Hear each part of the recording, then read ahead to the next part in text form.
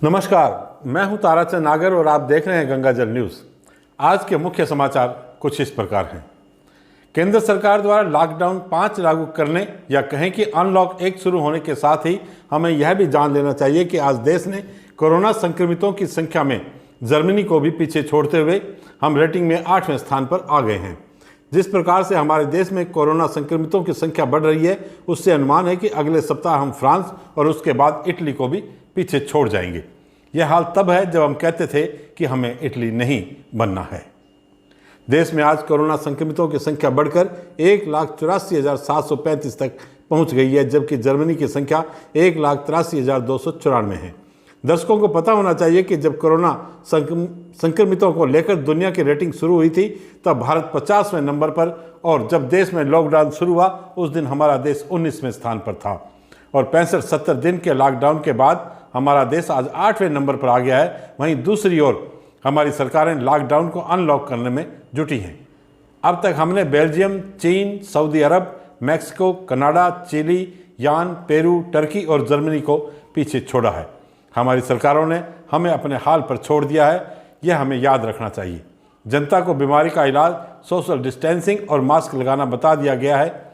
अब आप जानें और आपका काम जानें।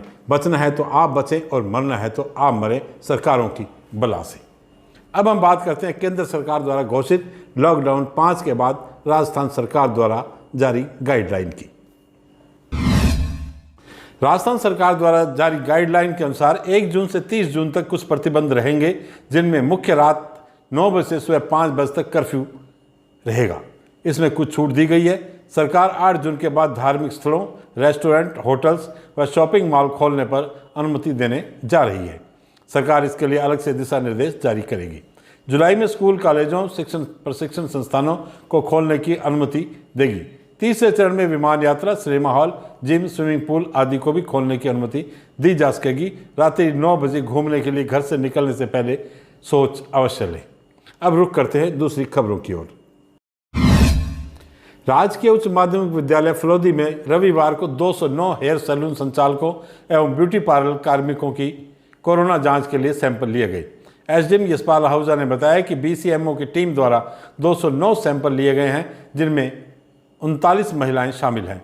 यह सैंपल जांच के लिए जोधपुर भेजे जाएंगे। सैंपलिंग कार्य में BCMO doctor Rajesh Kumar Suthar, doctor Sikandar Verma, Rajesh Sharma, Himanshu Asdev, Premraj Panwar, Ramesh Kumar Devda, Ganpat Kala आदि ने सेवाएं दी।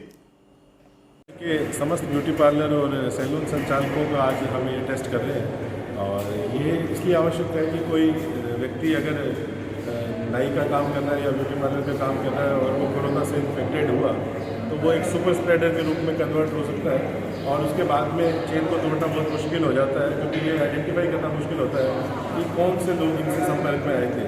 बहुत सारे प्रोफेशन ऐसे हैं जहाँ उनके आइडिया नहीं होता है कि किस व्यक्ति से इन्होंने इन्फेक्शन लिया तो या किस व्यक्ति को इन्फेक्शन दिया। तो इसलिए हमारा prevention is better than cure. हमने सभी एहतियात के तौर पे सभी को बुलवा लिया है, और इस कड़ी में हम दूध वालों का, बैंकिंग कर्मचारियों का, मेडिकल का, पुलिस स्टाफ का और वो लोग जो फ्रंट लाइन में हैं उन सबके टेस्ट करवाएंगे। भविष्य में होंगे सर, भविष्य में सभी टेस्ट करवाएंगे। Thank you. खींचन पत्रकार सुरेश खत्री के अनुसार आज राजकीय उच्च माध्यमिक विद्यालय खींचन में 1 दिवसीय चिकित्सा शिविर का आयोजन किया गया। इसमें ग्रामीणों के स्वास्थ्य की जाँच की गई। जानकारी नहीं होने के कारण कम ही संख्या में मरीज पहुंच पाए। डॉक्टर राम सिंह ने बताया कि पहले 27 मई को शिविर लगाया जाना था, लेकिन किसी कारणवश 31 मई को लगाना पड़ा। शिविर में हनुमान राम, बीएलओ रतन जीनगर, किशोर कटारिया, एएनएम आशा राव व आंगनबाड़ी कार्यकर्ता उपस्थित थे। भारतीय जनता पार्टी राजस्थान के पूर्व प्रदेशाध्यक्ष एवं कैबिनेट मंत्री रहे भंवरलाल शर्मा के निधन पर आज शिला में श्रद्धांजलि दी गई। इस अवसर पर जिलाध्यक्ष मनोहर पालीवाल, जिला प्रतिनिधि रतन पवार, घनश्याम पालीवाल, जगन्नाथ पालीवाल, मेघराज पालीवाल, जयराम मेघवाल व धोकल राम आदि उपस्थित थे। इसी प्रकार भाजपा जिला व देहात मंडल की ओर से भी बूथ व शक्ति बूथ पर 2 मिनट का मौन रखकर श्रद्धांजलि दी गई। देहात मंडल अध्यक्ष अशोक सिंह राजपुरोहित ने खींचन में श्रद्धांजलि दी। इस अवसर पर धोकल राम बिश्नोई ने भोजासर, भवनी काली राणा ने चित्रबेरा में श्रद्धांजलियां दी। टिड्डियों ने आज एक बार फिर शीला, खींचन आदि क्षेत्रों में फसलों पर हमला बोला। ग्रामीणों ने अपने स्तर पर टिड्डियों को भगाने का प्रयास किया, लेकिन नाकाम रहे।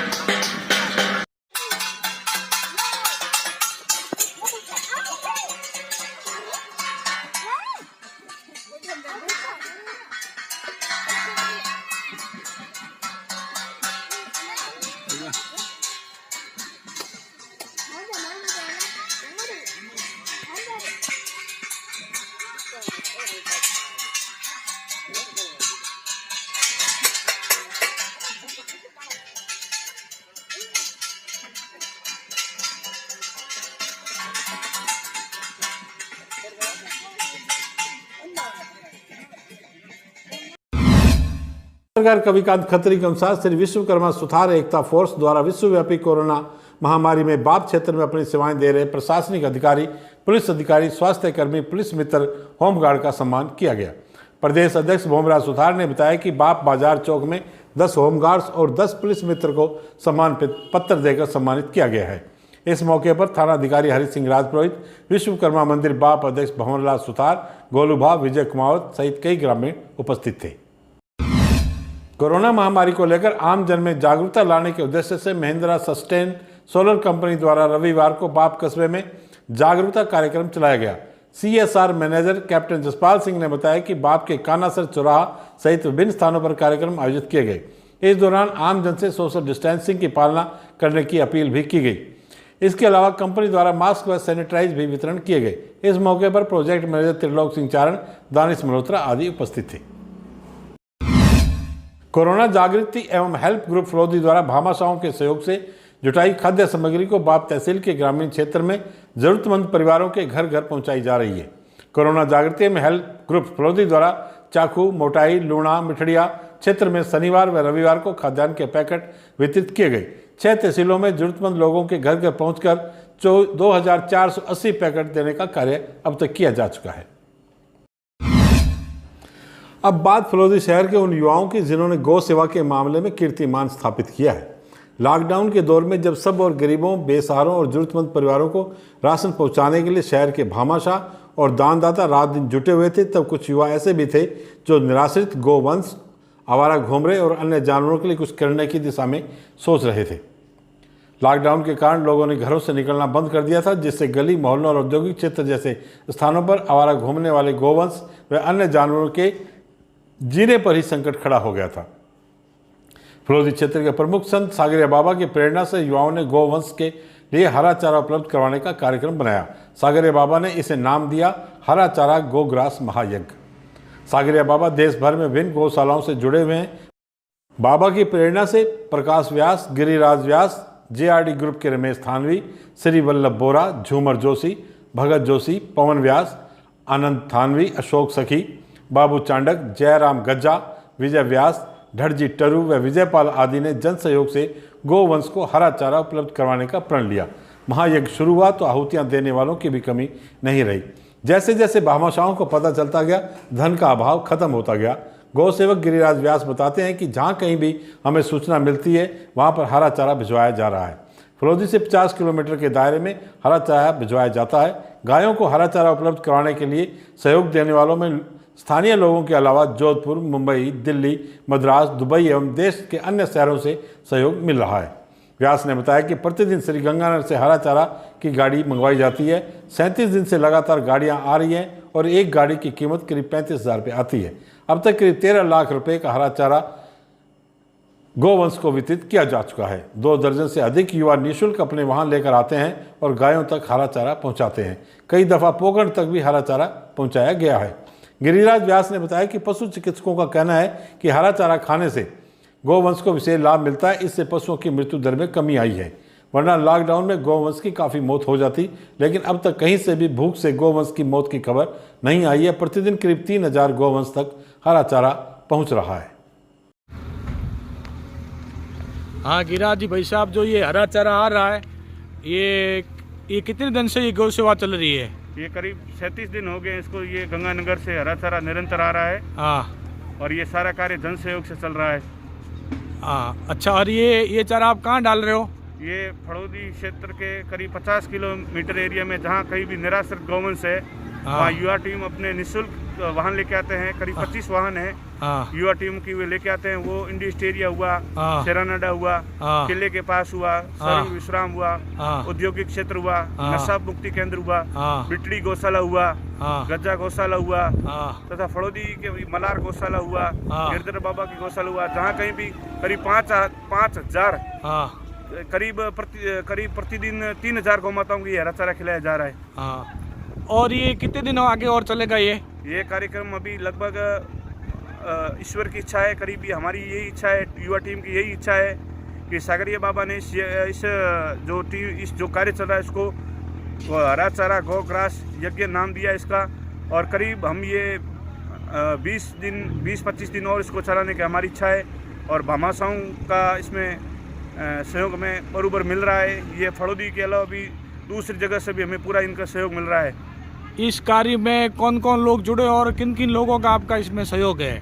इसमें फड़ौदी के युवा टीम जुड़े हुए हैं। इनमें भारत के प्रमुख संत श्री सागरिया बाबा जी हैं, पूर्ण प्रकाश जी हैं, बाबूजी चांडक हैं, JRD ग्रुप है, भगत है जोशी है, झुमरलाल जी जोशी है और श्री वल्लभ जी वोरा है और भी फड़ौदी के जिनके मैं माफ़ी चाहता हूँ, जिनके नाम अभी नहीं ले रहा हूँ। कई युवा हैं जो निरंतर अपनी सेवाएं दे रहे हैं इसमें।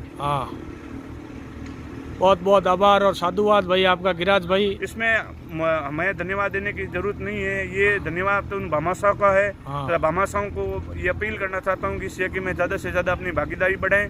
इस बार गर्मी के ऋतु में अगर सामान्यतः जो ये सूखा चारा खाते थे तो भी गौवंश की मृत्यु होती थी, लेकिन लॉकडाउन में तो उनको चारा भी नहीं मिलता था। लेकिन धन्यवाद है भामाशाहों को, इस बार विशेष हरा चारा मिला है तो इसमें पशुओं की मृत्यु दर बहुत ही निम्न है, बिल्कुल नहीं के बराबर है तथा गाँवों को विशेष लाभ मिला है। और हमारी यही है इच्छा है कि हमें इस ईश्वर की अगर आशीर्वाद रहा तो हमें ये कार्य हर साल शुरू रखेंगे। आपका ये चारा पोखरण और रामदीरा तक ही जाता है क्या? ये चारा करीब 50 किलोमीटर एरिया तक जाता है। यहाँ करीब लोआउट तक जाता है। यहाँ अभी बाप तक जो 20 क्षेत्र है वहाँ मलार तक जाता है। यहाँ फड़ौदी के 50 किलोमीटर क्षेत्र में जहाँ कहीं भी हमें सूचना मिलती है तो हम उस चारे को वहाँ भिजवा देते हैं। बहुत बहुत धन्यवाद। बाड़मेर संवाददाता के अनुसार बाड़मेर जिले के थाना सिंधरी में रविवार को आयोजित समारोह में थानाधिकारी जेठाराम जयपाल पलिना के नेतृत्व में थाने में कार्यरत मैस लांगरी, सावन राम तथा सफाई कर्मचारी मुकेश कुमार वाल्मीकि का सावा तथा माला पहनाकर कोविड-19 में सराहनीय सेवाएं देने पर सम्मान किया गया। इस अवसर पर उप निरीक्षक Zakir Ali, head constable Lajpat Singh, constable Ramaram सहित अन्य पुलिस कर्मचारी उपस्थित थे। थानाधिकारी जयपाल ने बताया कि मैस लांगरी सावन राम ने भोजनशाला में सफाई रखने, समय पर जवानों को पौष्टिक भोजन उपलब्ध कराने, सैनिटाइजर तथा साबुन का माकूल बंदोबस्त करने तथा सफाई कर्मचारी मुकेश कुमार वाल्मीकि ने कोविड-19 में थाने को साफ सुथरा रखने में समर्पित रूप से कार्य किया है, जिसके चलते पुलिस थाने के जवान कोरोना में अपनी ड्यूटी अच्छे से दे पा रहे हैं। सिंधरी थाने में मैस लांगरी तथा सफाई कर्मचारी का सम्मान करने तथा इनके प्रति सहृदयता रखने पर आयकर विभाग के सेवानिवृत्त चीफ कमिश्नर KR मेघवाल, पूर्व प्रधान राधा देवी जयपाल, अशोक कुमार मेघवाल, प्रिंसिपल उगमाराम मेघवाल, चंदन कुमार मेघवाल, डॉक्टर लक्ष्मण बाला, सब इंस्पेक्टर मनोज कुमार परिहार, भानाराम जयपाल, पूर्व पार्षद संतोष लखन, एडवोकेट शिवपाल बरबड़, सिकंदर घोसी, मुरलीधर कटारिया, गणपत भाट, कुंदन मेघवाल, निर्मल पवार आदि ने थानाधिकारी जेठाराम जयपाल तथा सभी पुलिसकर्मियों की सराहना की है। आज बस इतने ही समाचार, कल फिर आपसे मुलाकात होगी, तब तक के लिए मुझे दें आज्ञा। शुभ रात्रि।